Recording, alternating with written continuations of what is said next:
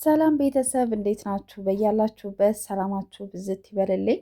በቅድሚያ ሀይሚዬ መልእክት አስቀምጣለች ቲክታክ ስቶሪ ላይ መዝሙር ነው እያስቀረቡት የለም ያልነገርኩሽ የዋሸውሽ የለም የደበቅኩሽ የሚል መዝሙር ነው እና ወላዲት አምላክ ሁልጊዜ ካፋችሁ የማትጠፋው ማርያም ማርያም የምትሏት ወላዲት አምላክ ከጭንቀት ታውጣችሁ በህይወታችሁ በመንገዳችሁ ሁሉ ጭንቅ አማላጇ ትቅደምላችሁ ነው ማለት የምፈልገው እና ከዛ በመቀጠል ደግሞ በትናንትናው ቪዲዮ ደግሞ ብሩኬን አንዳንድ ሰዎች ስትናገሩት ነበር እና ቢንያምን ምንም ማመስገንም አይጠበቅብም ለምን እንደዚህ ታደርጋለህ ምናምን ስትሉት ነበር እና እንግዲህ ብሩኬን የምታውቁት ሀይሚዬም ብሩኬን በጣም የዋህ ልጆች ናቸው። ሰው ያምናሉ። የዋህነታቸው ማመስገናቸው ነው ብዙ ዋጋ የሚያስከፍላቸው እና ብሩኬም ደግሞ ያመሰገነበት ምክንያት ደግሞ ቢኒያም ያንተ ልጅ አይደለም እየተባለ የኔ ልጅ ናት እያለ በጣም ብዙ ነገር ሲያደርግ ነበር እና ከዛ አንጻር ነው ያመሰገነው። እንዳንተ አይነት ወንድ እንዳንተ አይነት አባት የለም ብሎ ያመሰገነው ከዛ አንጻር ነው እንጂ በሌላ ጉዳይ አይደለም እና ሲቀጥል ደግሞ ሀይሚዬ የኔ ቆንጆ አንቺ ጀግና ሴት ነሽ፣ አንቺ ብርቱ ሴት ነሽ፣ ብዙ ነገር ማሸነፍ የምትችይ ሴት ነሽ። አሁን ላይ ደግሞ ከብሩኬ ጎን ስለሆንሽ ደግሞ ምንም ነገር ታሸንፋላችሁ።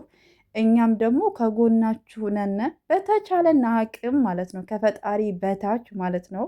ነፃነታችሁ ወጥቶላችሁ በሰላም እንድትኖሩ ነው ምኞታችንም ጸሎታችንም ማለት ነው እና ሀይሚዬ ትናንትና አይታችሁ ከሆነ እንዴት እንደሚያሳዝኑ ማለት ነው ጨሪቃዎች ማለት ነው። እና ብሩኬ ፊቱን አይታችሁት ከሆነ የሚጨነቀው የሀይሚ ጉዳይ ያስጨንቀዋል። ምን ይሰማት ይሆን ይላል።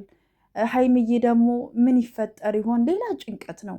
እንደዚህ ሲሳሳቁ ሲጫወቱ ምናምን ውስጣቸው ሌላ ሀሳብ ሌላ ጭንቀት የለም ማለት አይደለም። ገባችሁ አይደለም? በጸሎታችሁ አስቡን፣ ከጎናችን ሁኑልን። የጨሪቃ ፋሚሊ ማለት ሳትከፋፈሉ ብሩኬ እንደዚህ ነው ሀይሚ እንደዚህ ናት ሳትሉ ሁለቱንም አንድ አድርጋችሁ ሀሳብ በመስጠት ጥሩ ጥሩ ነገሮችን በመናገር ማበርታት፣ ማጠናከር እንዴት ብለው ከዚህ ችግር ውስጥ መውጣት እንዳለባችሁ ጥሩ ጥሩ ሀሳቦችን በመስጠት በመጻፍ ከጎናቸው እንድትሆኑ ነው።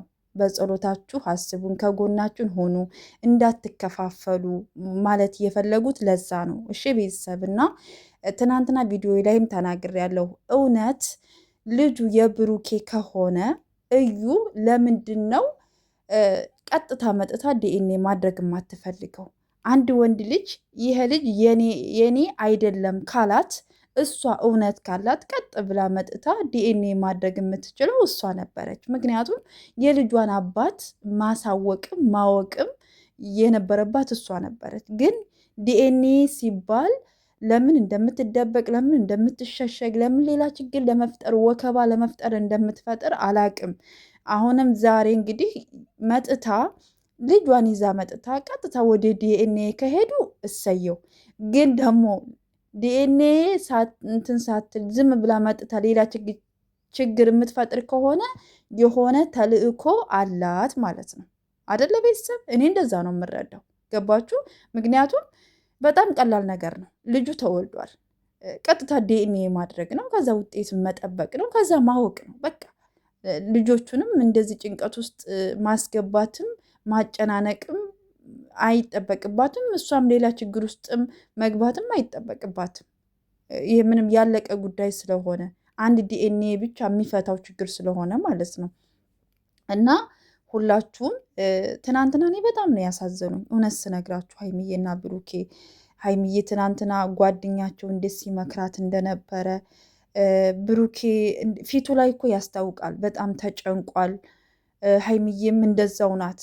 ብሩኬ የሚያስጨንቀው የሀይሚ ጉዳይ ያስጨንቀዋል። ምን ይሰማት ይሆን? ምን ይፈጠር ይሆን? ምን እያሰበች ይሆን? ያስጨንቀዋል አይደለ?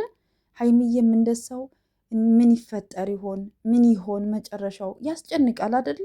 እንደ ሰው ማለት ነው። በእነሱ ቦታ በሆን ያስጨንቃል። ሁሉም ነገር ግራ ያጋባቸዋል። ሀይሚ ልጁ የብሩክ የሆነ አልሆነ አይደለም፣ እሱ አይደለም ግድ የሚሰጣት ገባችሁ? እንደው ልጁ እንኳ የብሩኬ ቢሆን ልጅቷ ሰላም የማሰጣቸው ሰው ስለሆነች ይህ ነገር እንዴት ነው መስተካከል ያለበት? እንዴት ነው የምንኖረው? እያለች እሱ ነገር ያሳስባታል።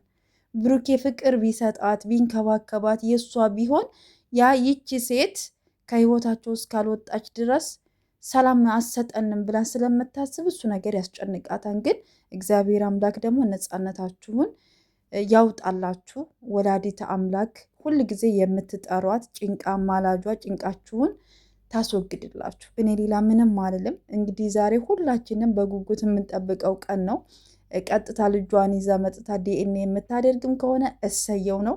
ግን ልጇን ይዛ መታ ዲኤንኤ የማታደርግ ከሆነ ሌላ ችግር የምትፈጥር ከሆነ ሌላ ተልእኮ አላት ማለት ነው አይደለ?